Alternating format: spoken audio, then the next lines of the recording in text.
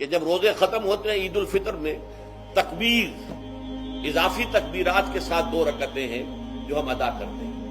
احناف کے نزدیک 6 اضافی تکبیرات ہیں اور اہل حدیث کے نزدیک 12، لیکن تکبیرات ہیں اضافی۔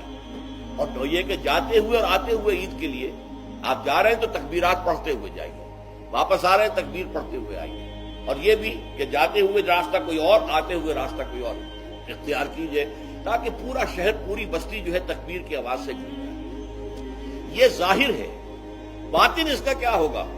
اللہ کی کبریائی کا اعلان کرو، اللہ کی کبریائی کو نافذ کرنے کی کوشش کرو۔